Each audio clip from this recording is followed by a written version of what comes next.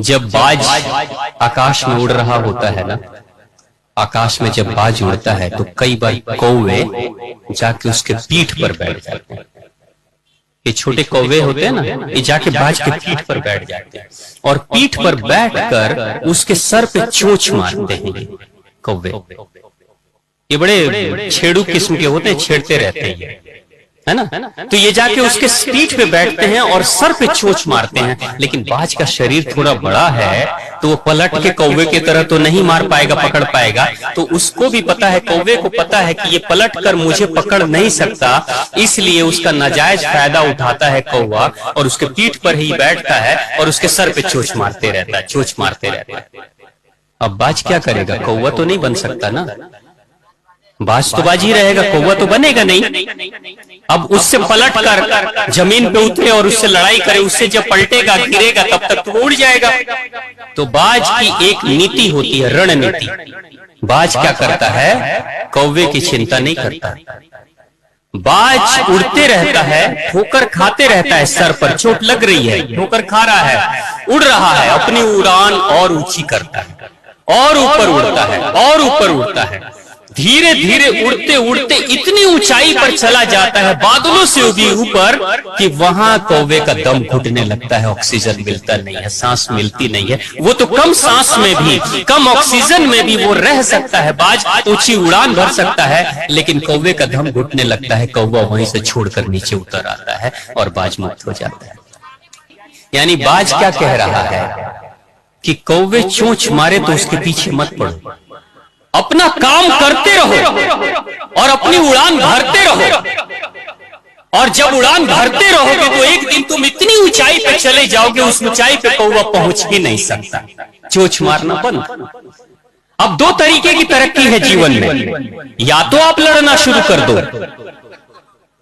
या तो आप लड़ना शुरू कर दो। तो लड़ोगे कैसे? मान लीजिए आप, जैसे आप जा रहे हैं, सड़क पे जा रहे हैं और किसी नाले के सूअर ने आपको एक चैलेंज दे रहा है, आपको वो उकसा रहा है और कह रहा है हमसे लड़के दिखा दो, हमसे जीत के दिखा दो। अब मान लीजिए कि आप उस सूअर की चुनौती को स्वीकार करोगे और आप सूअर को पराजित करना चाहोगे कि मैं तुमसे ज्यादा शक्तिशाली हूं और मैं तुम्हें पराजित कर दूंगा, तो आपको लड़ने के लिए क्या करना पड़ेगा?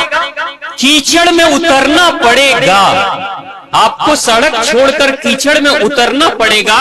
खूब जमकर लड़ाई करोगे और लड़ाई कर करके अगर आपने सूअर को पराजित कर भी दिया, अगर सूअर को पराजित कर भी दिया और बाहर निकलोगे और कहोगे कि मैंने सूअर को पराजित कर दिया, तो पड़ोसी जो सड़क पे घूम रहे होंगे वो कहेंगे ये दो पैरों वाला सूअर कहां से निकल कर आ गया।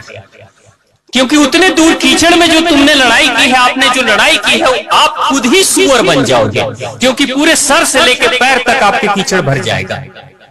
तो सूअर को पराजित करने के लिए आपको ही सूअर बनना पड़ेगा। तो सूअरों के चक्कर में मत पड़ो, बाज की तरह सीखो, बाज की तरह सीखो। चोंच मारता है, मारने दो, उड़ान इतनी भरो, यानी काम बंद मत करो अपना।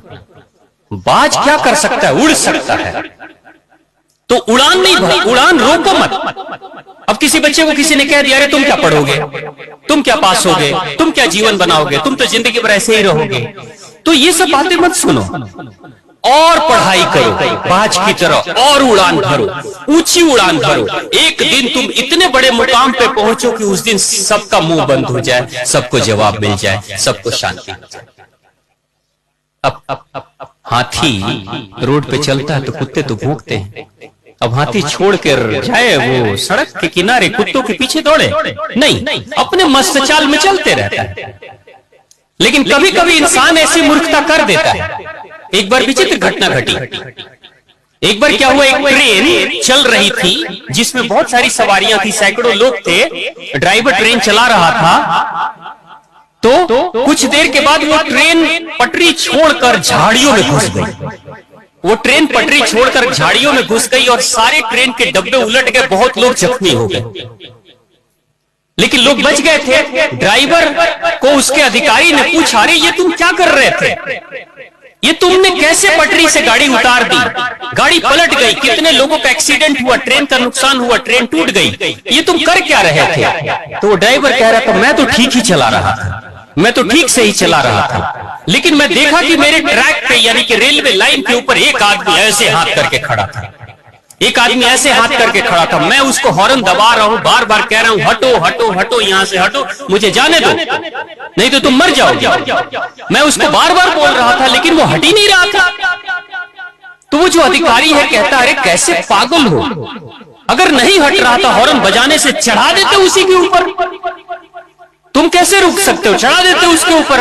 तो वो ड्राइवर कहता है यही तो काम कर रहा था। जब नजदीक गया तो वो झाड़ियों में भागा, मैं झाड़ियों में ट्रेन लेके घुस गया, चढ़ा ही दूंगा तुम्हारे ऊपर, छोड़ूंगा नहीं। चढ़ाने के लिए ही तो ट्रेन ले जा रहा था, चढ़ाने ही ले जा रहा था, लेकिन वो भाग गया बेचारा, वो बच गया। तो बोला उसका क्या हुआ, वो तो बच के भाग गया, और तुम्हारे ट्रेन का ट्रेन पलट गई, मैं जख्मी हो गया, लोग जख्मी हो गए। तो देखो जीवन में लोग जो है ना, हर कोई उस बाज की तरह नहीं होते। कुछ लोग सुअर जैसे भी हो जाते हैं, कुछ लोग हाथी बनकर भी कुत्तों के पीछे दौड़ने लगते हैं, और कुछ लोग वैसे ही लोग होते हैं जो ट्रेन चला रहे हैं और ट्रेन को झाड़ी में लेके जा रहे हैं उसको बदला लेने के लिए। तुमने कैसे हाथ ऐसे फैला के तुम मेरे सामने खड़े हो गए, अब तुम्हारे ऊपर ही चढ़ा देंगे, भले चढ़ाने के चक्कर में अपना ही नुकसान कर लेंगे, है ना?